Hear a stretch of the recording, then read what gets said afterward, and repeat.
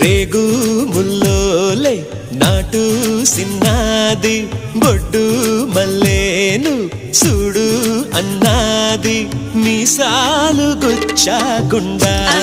ఒరి బాబో ముద్దాడుతావా అంది